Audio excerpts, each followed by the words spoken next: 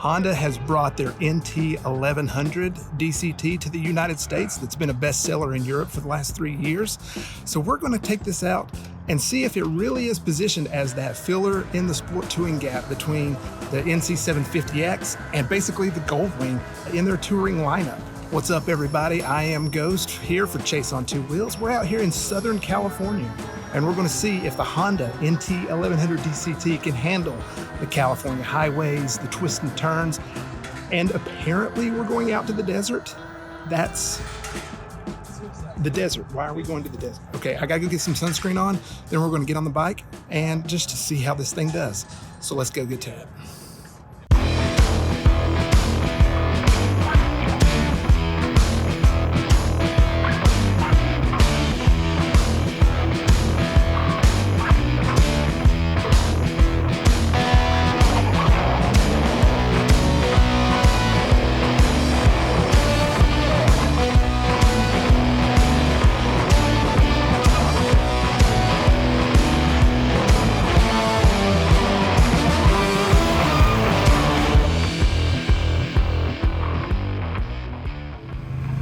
The 2025 Honda NT1100 DCT.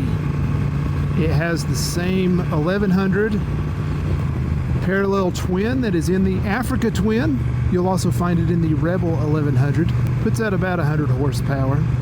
A very dependable engine, lots of torque. It has just been kind of retuned just this past year for a little bit more mid-range and low-end torque and power, so to get you up and going. So solid, reliable engine, can be sporty when it needs to be. It's not the type of engine that you're going to go set records at your local track, but it is a good solid engine, good versatility, and I think it makes sense for a bike that's built to be versatile. Suspension is both front and rear is Showa with 5.9 inches of travel. For the stopping power, we've got Nissan 4-piston calipers up front on 310 mil brake discs, 256 millimeter on the rear. ABS, obviously. We have cruise control on this. We have 5 rider modes, 3 presets, 2 custom. The presets are Rain, Urban, and Tour. We're in Tour mode right now, which should give us the most power to the engine since this is a throttle by wire. The dual clutch transmission, a big feature on this. 2 literal clutch systems in here. One handles the odd gears, one handles the evens, and they trade off seamlessly. This DCT is in its 15th year of use on street bikes and is becoming very mature. So this is built as a touring bike to bridge the gap between what has basically been their primary sport touring bike, which has been the NC750X, which is really kind of evolved as like an adventure touring, but it has kind of been the default sport tourer in Honda's lineup. And with their next real touring bike being the Goldwing, so quite a bit of a jump. But this bike is meant to fill that gap as a bit more of a step up, a little bit more power for the highway miles, but also loaded with the touring features.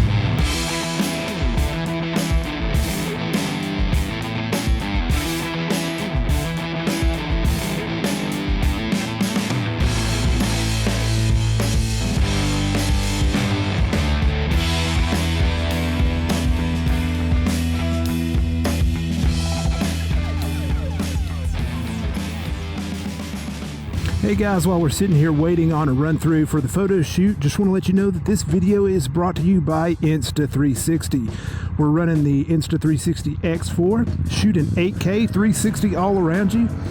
We got that on the handlebar, and I've got the Ace Pro 2 on my helmet and using that for all other shots. So if you're in the market for an action camera, check out Insta360. Appreciate them sponsoring this video.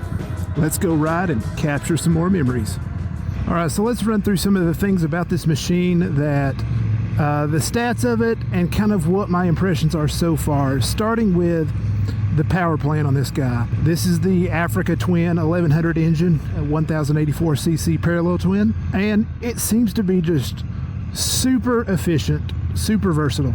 It's handling the highways, it's handling these back roads, and has a fun little amount of pickup and get up and go when you need it.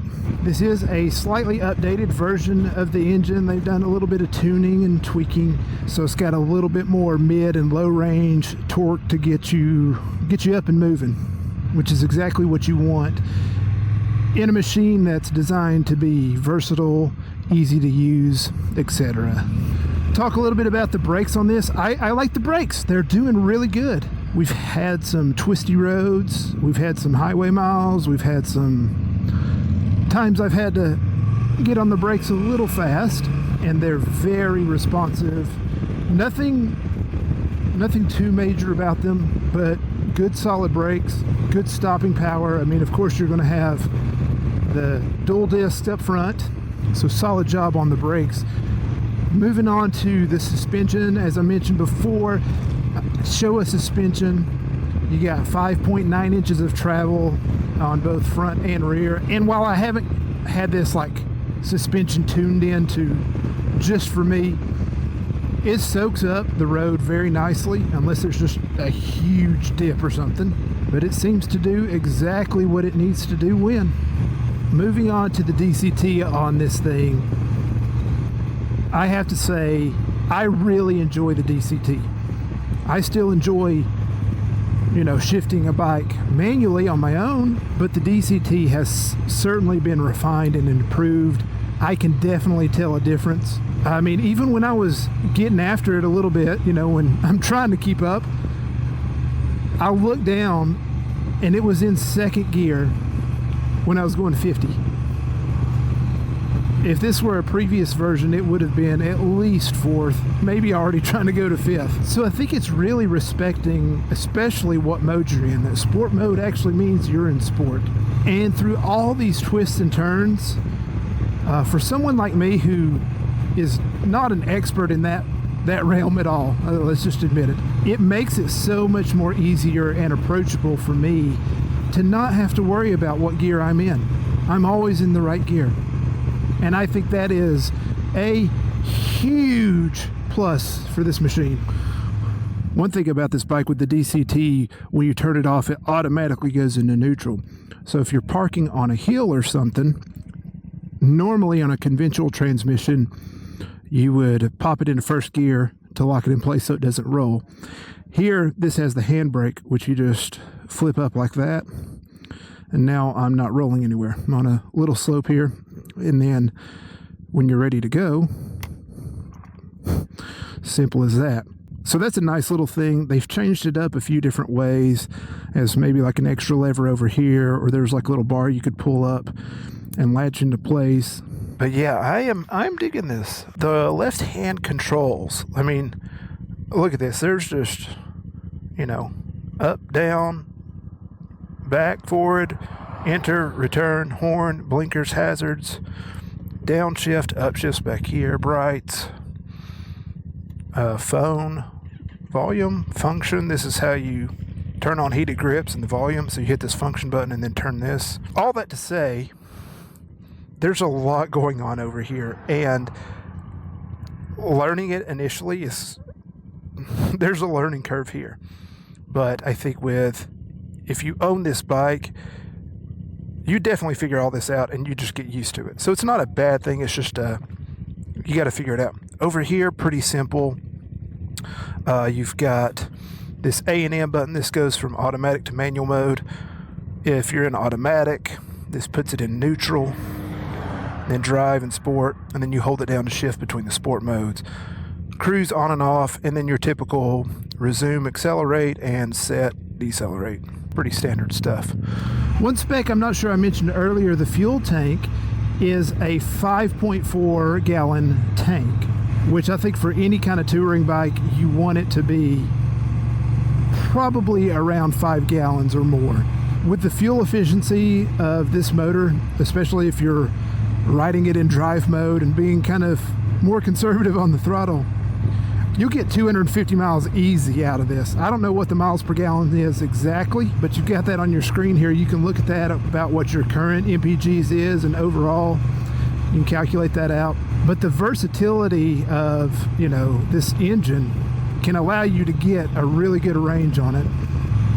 One other benefit they said about this bike being that it's coming to the US now rather than 3 years ago when it was in Europe is we're now getting the second generation of this bike with a few refinements. That's related to the engine refinements I mentioned. The seat is a little bit wider, a little bit more comfortable, and I can say they have done a great job with the seat. They have a windscreen that's easy to adjust. May not be able to adjust it as you're riding, but you come to a light one-hand adjustment.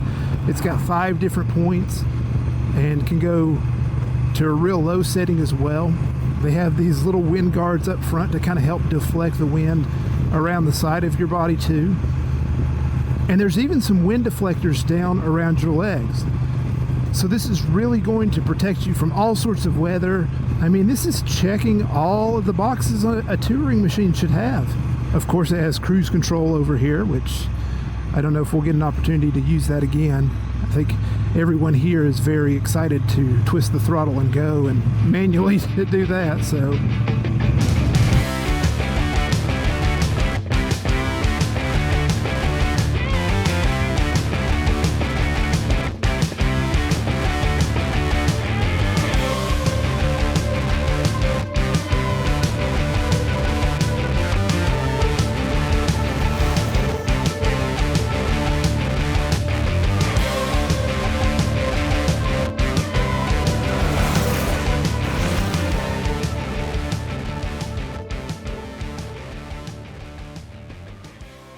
All right, guys, I finally did it. My first media press launch, and I survived, and it was on a very awesome machine. So if we look at this whole thing, there is a lot to like in this bike. The Africa Twin engine that was put in here pairs perfectly with this whole thing. I was a little concerned that the Africa Twin engine would not be quite sporty enough to fit that sport touring moniker that this is carrying with it. But this thing responded greatly, and this engine is way more capable than I am on these twisty roads. I really like the dual clutch transmission, the DCT on this bike. I played around with the manual a little bit, but I found myself just going back to the automatic because every time I was in the right gear. The comfort on this thing, I really like as well. The seat, I could ride in it all day. In fact, we had 2 full days of riding in it, and I could hop on and go another 2 days. It just works so well for this machine, so critical to have comfort on a touring machine. And I think the versatility of this to handle everything from your weekday commute to a week-long trip with a passenger loaded with luggage, this bike can handle everything you throw at it on pavement. A couple of the things that I'm not a huge fan of, the wind protection was a little lacking, especially around the windscreen. When it was up in the full position, it seemed to cause more turbulence and buffeting around me and more disruptive. So I found myself even on the freeway having the screen lower. But it does a decent job, and there's also wind deflectors down at the bottom for your legs. Great thing to keep you comfortable on the ride. The electronics package they added to this with cruise control, heated grips, cornering, ABS, etc., all at this price point is pretty amazing. And that price is the other thing that I like.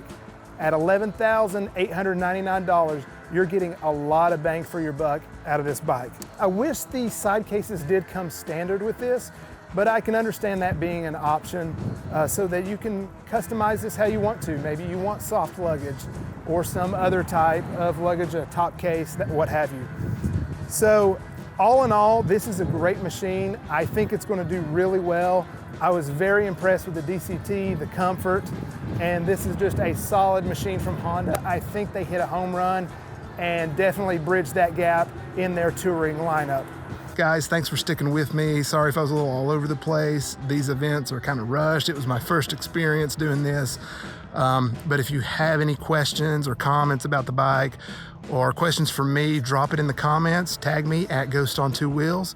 I'll try to run through the comments, see if I can answer your questions. I'm also going to try to put out a little bit more of an in-depth video once I get home and I've had time to digest this information.